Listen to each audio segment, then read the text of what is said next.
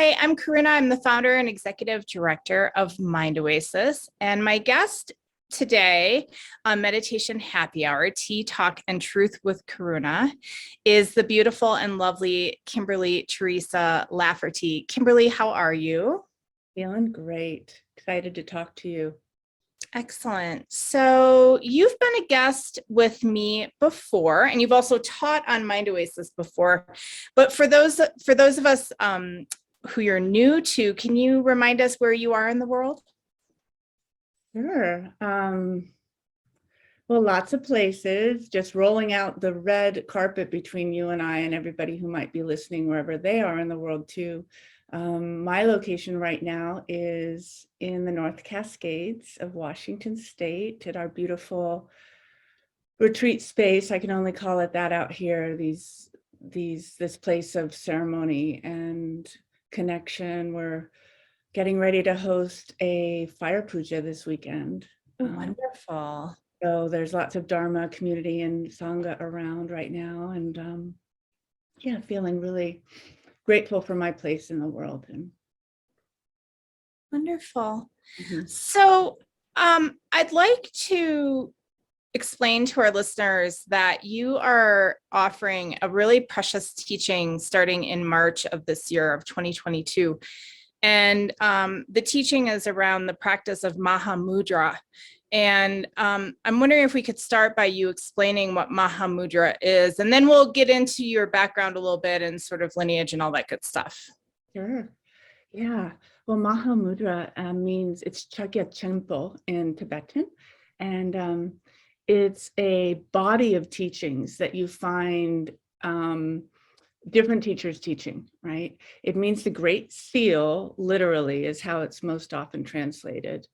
And what it is a practice to realize what the Tibetan Buddhists call emptiness. And in Buddhism, we say, as you know, there are two wings of a bird. There's really, kind of boil it down to these two main elements of what makes the lineage of Indo-Tibetan contemplative psychology, Buddhism, so precious. And one wing of the bird is bodhicitta, is opening our heart, caring for other people, and there's a depth and it's a deep, deep practice that I, could speak about for a long time, right? It's absolutely stunning, opening the heart. And the other wing is what we call wisdom or emptiness.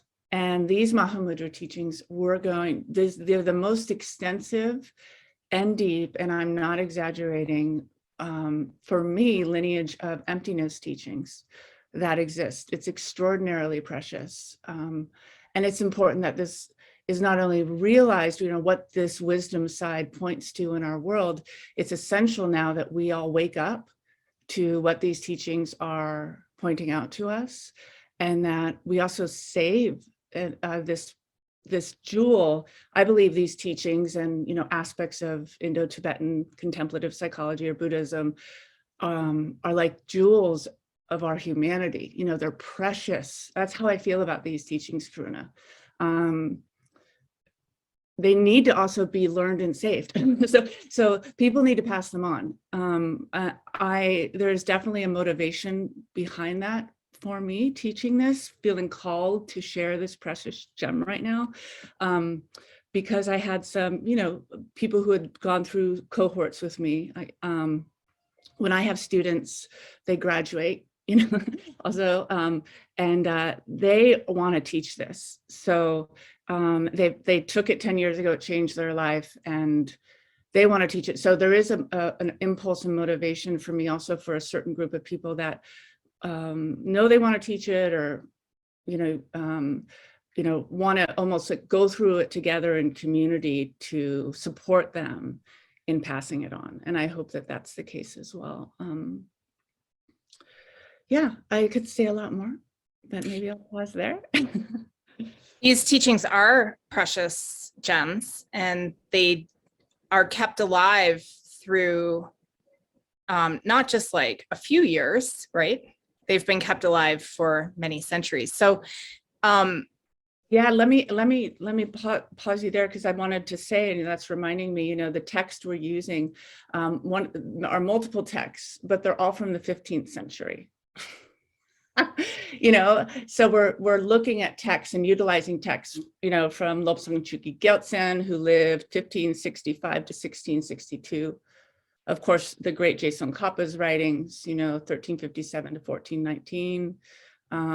We'll look at Trangye Lekshe Ningpo, The Art of Interpreting the Buddha, which Robert Thurman did his thesis on, and compares the mind-only school and the middle way school. The other thing about these teachings is we go through the different versions, really, or perspectives on what wisdom is according to 8 different perspectives.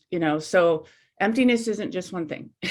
It's empty also. So it's what different schools of India and different schools of Buddhism and different also realizations, what emptiness, how emptiness and selfness and wisdom really is talked about. Like you'll hear a different version in a Thai temple than you will in parts of Tibet, perhaps. So there's also different schools of India taught it differently, and that's all included. So it really is, it's like a survey of the wisdom perspectives and traditions, what emptiness is and how to see it. Kimberly, there's this really beautiful picture of you on the landing page, and I believe it's from a 3-year retreat. Can you talk a little bit about that time in your life? Sure, yeah. Thanks for asking. Of course, as it is, like how I feel called out to teach is part of it is I'm following signs. And some close friends of mine now had mentioned how they wanted to teach Mahamudra. That kept happening. And then out of the blue, this beautiful, powerful, that's what her name means, nun named Jigme, from back in the day, just sent me a photo of me at the Mahamudra teachings. As I was thinking about what to offer, and it just confirmed for me, you can see the look on my face, how happy I am. These teachings, they blew my mind, and I'm not alone. Like, this is the common refrain we hear when people hear these teachings.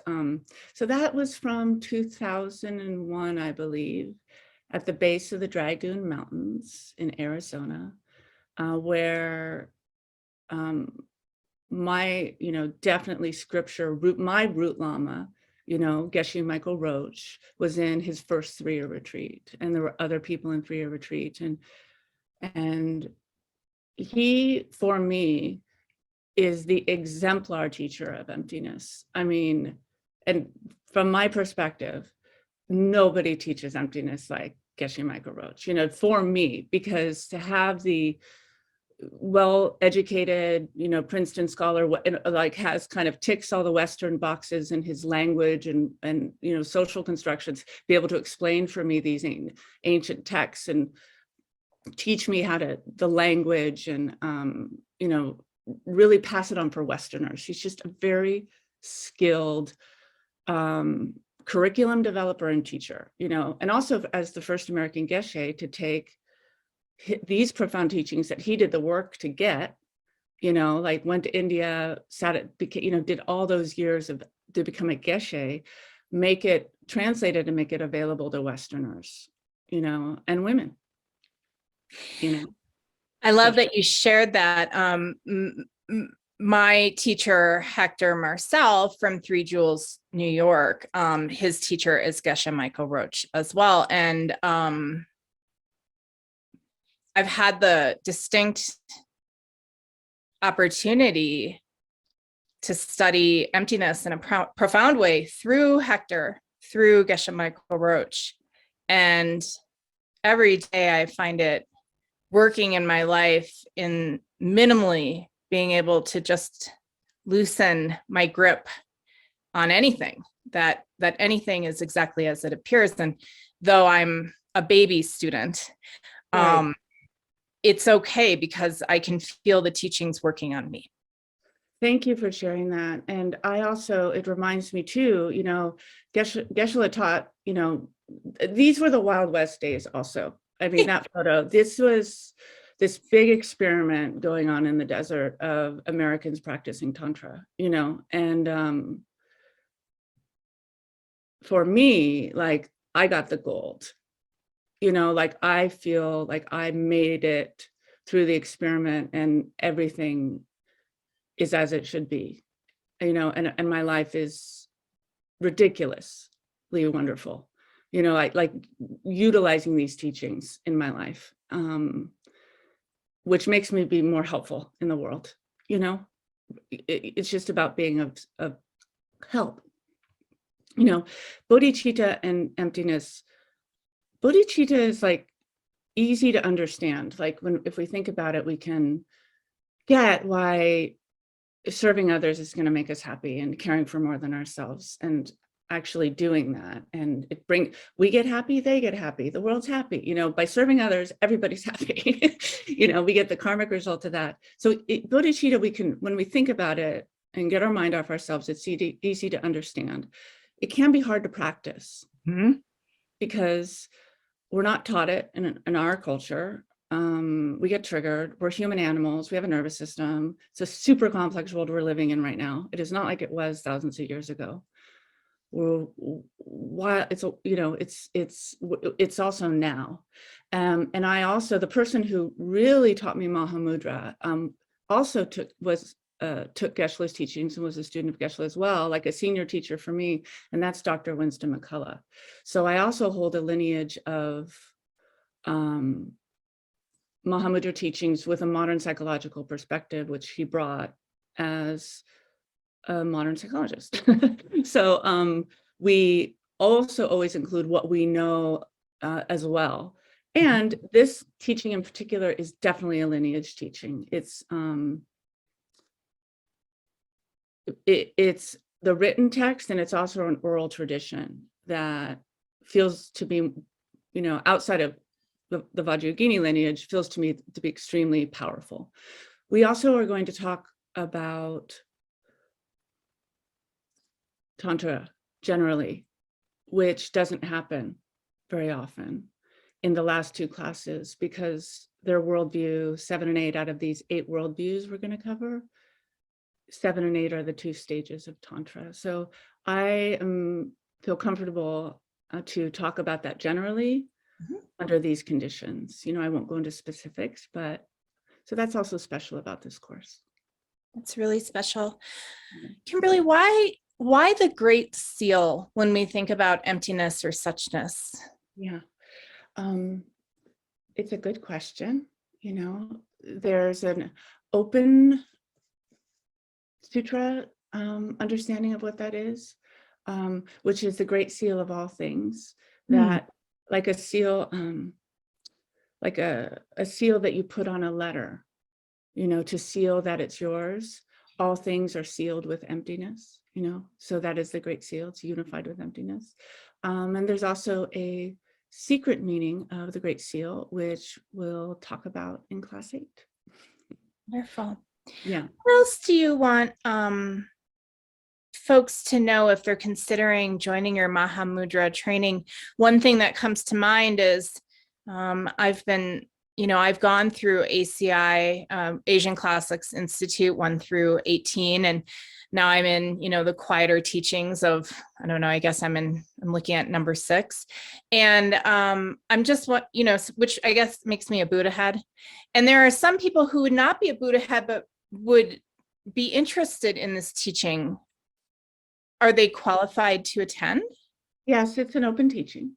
It's a sort of teaching where it's sweet for everybody to come, because if you've never heard anything like this, it's sure to blow your mind. I was thinking, whoosh. Yeah, get ready if that's what you want, but it's really the study of consciousness. And so we will make those connections in class, because we have a modern language also, like the study of consciousness or the study of wisdom is also, there's an academic element too. I'm a scholar. We're going to be doing Tibetan. I'm going to be giving you dates. I'm going to be giving you texts, so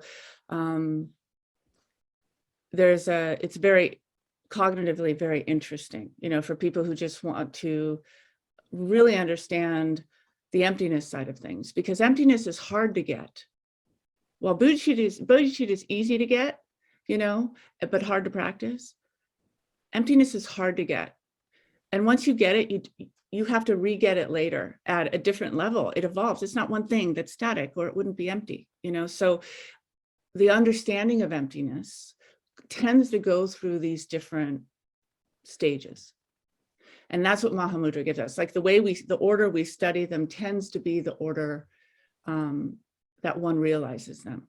They kind of fall into these explanations. And this course can awaken the emptiness side, because once you get it, it's easy to practice. It's with you. It's your great seal. You were never without it, like the king without a seal. You're never without it, and that's what marks, your life. And that's what Vajrayogini means. Vajra, the diamond, the dorje, it means never, always having it with you, never without it, but that takes practice, so if you want to get emptiness, this is the course for you. Mm. You mentioned that you're a scholar. Remind us of your background. There's more than just your wonderful Buddha teachings that you can share with us, your Dharma teachings. What else have you been up to in the world? Well, I've always considered myself a scholar. My lineage was very scholarly, hardcore, academic types like Geshe Michael, like Dr. Winston McCullough, so that's always infused. That's what I like about the Gelugpa lineage. It's very like heady and scholarly, and lots of lists and texts, and then there's also a deeply mystical side, which is also what drew me to Tibetan Buddhism as well. Yeah, I have degrees in human development, which is a developmental psychology, really adult psychology. A lot of my research right now is looking at how different worldviews, if you will, experience anomalous events. Another way to say that is,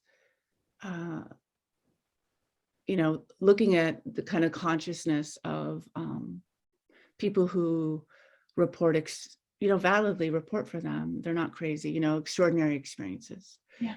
And particularly in Vajrayana and Tantra, it's full of extraordinary, mystical, experiences in multiple dimensions and with non-human intelligences. These are anomalous things. The founders of these teachings often were handed them by light beings, or, suddenly channeled them, so there is, I want to be, unabashedly happy about that. There is a mystical element as that balances out the heady side. So yeah, I think that, yeah. And Kimberley, you had mentioned that we are living in, I'm sorry, I don't remember the phrase you used, but I'll use my phrase. We're living in complex times. Mm-hmm. And I'm wondering, when you think about the timing, there was a while where you were only teaching pretty privately, I think. And this is you putting yourself out there in a public forum on MindOasis. I mean, people can join from all over the world and, other galaxies if they'd like to. So my question to you is, why Mahamudra? Why now in the world that we're living in? Mm-hmm. Well, I always, again, it has to be, for me, people asked. People asked. In big ways and small ways. I do tend to be very private, and have led a quieter life as a householder, doing, not as a retreater in the desert anymore. My practice, my tantric practice became, raising a child and being in the world more. And people ask, number one. Number two, I have personally felt a call, and it's very visceral, Karuna. It's like I'm coughing up the gems, like there's a danger of living in a God realm for me. If I'm going to be completely vulnerable and honest with you, I can't hoard the jewels. And this is perhaps, there's two for me, and this is one of them. This and the Vajrayogini teachings of our lineage. If I don't share them, it's like a wrong deed, and I think I might get sick actually. Like I feel very physiologic, at a deep level called to pass this on. Yeah.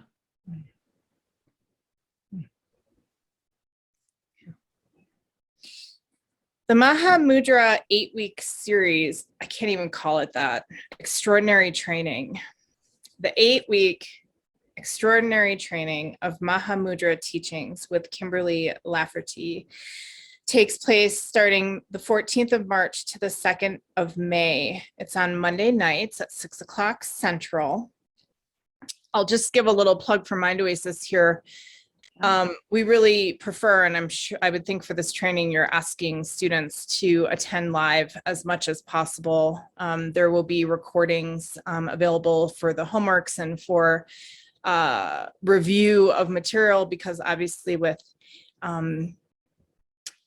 deep, profound teachings, it definitely requires more than one round of interaction.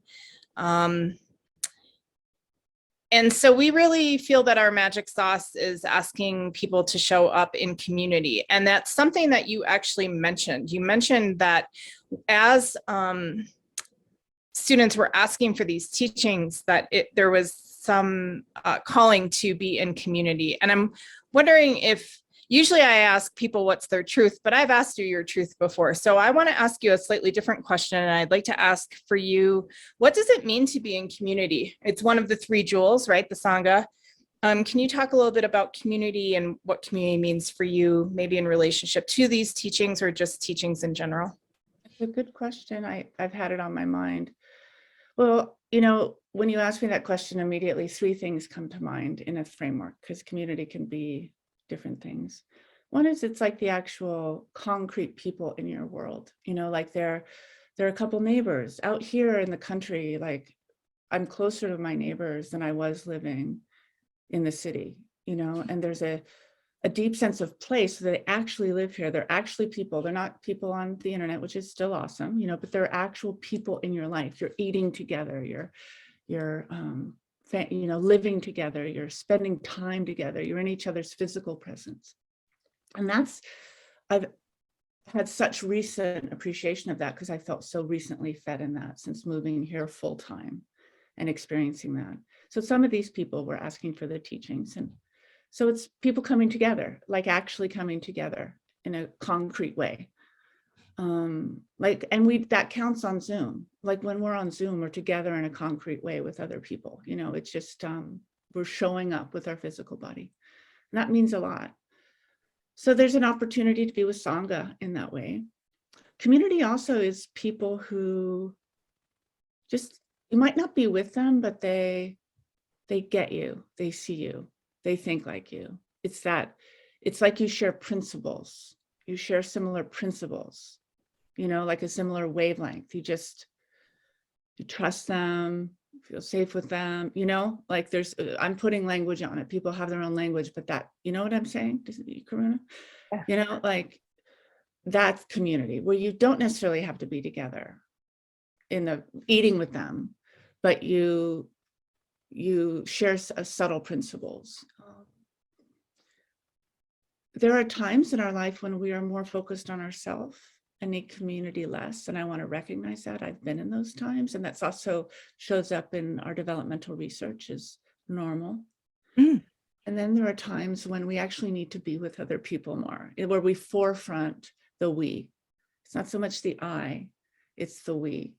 And if you're feeling that, listener, that yearning to be seen and be in space together. That's what we do during these classes, as well.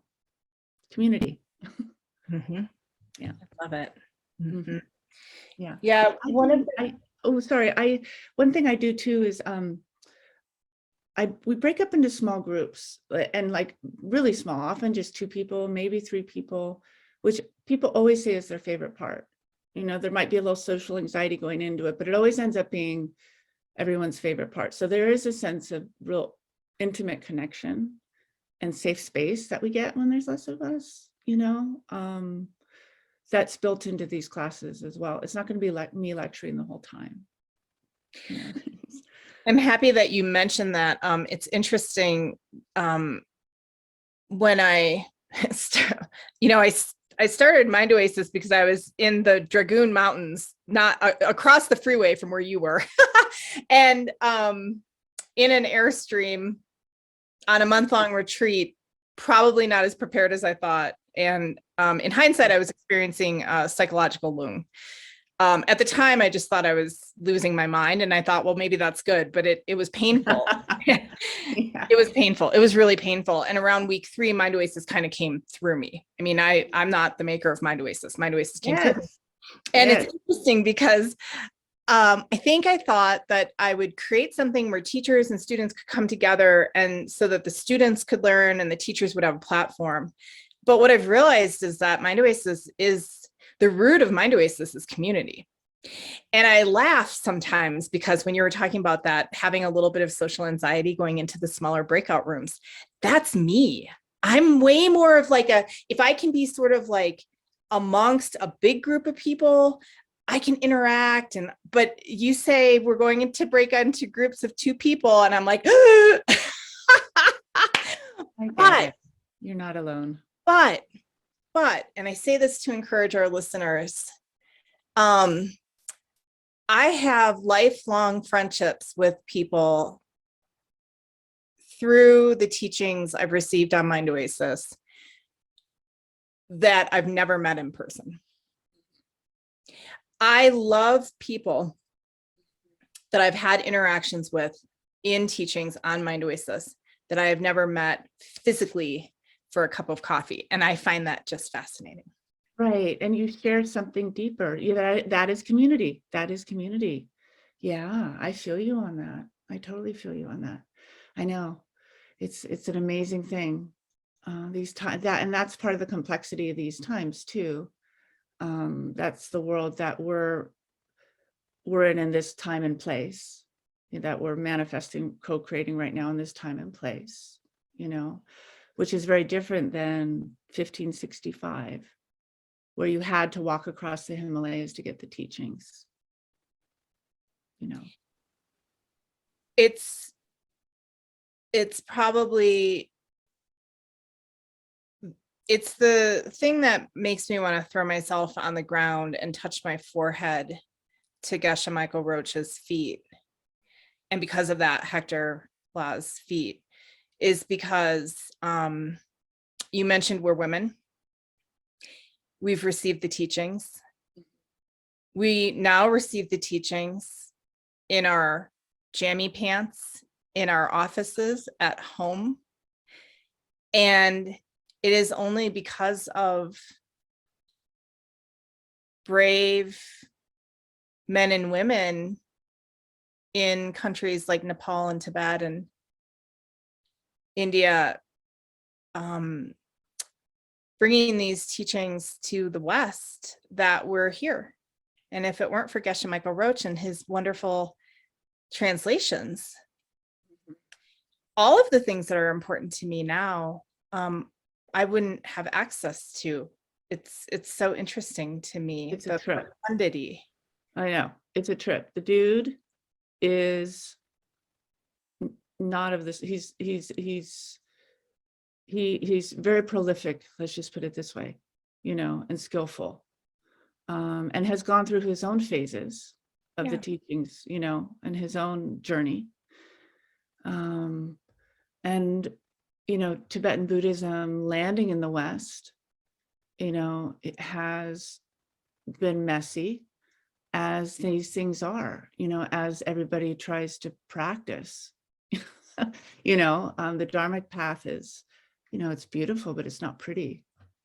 And which is why, for so many years, for myself, really relied on also the wisdom of modern psychology and what we know about the nervous system, and including that perspective as well, not for a more integral approach. Both of those things can be true. Yeah, and that's been really helpful. So Kimberley brings Mahamudra Master Training, the 8 Mindsets of Emptiness, Sutra to Tantra, which is a real treat, to MindOasis, MindOasis.org. We start on the 14th of March to the 2nd of May. These are Monday evening classes. They're 2 hours long. They're happening at 6 p.m. Central. And there will be a mixture of lecture and homeworks and interaction between other students. The class is filling up with wonderful human beings, or I think they're human meditation. Yeah. So we would love for you to join us. Kimberley, thank you so much for being my guest today. Oh, great to talk to you. Thank you. Awesome. Thanks. So MindOasis.org, that's where you'll find all the goodies under the tab Learn. People, let's learn. Thank you. Welcome, my dear.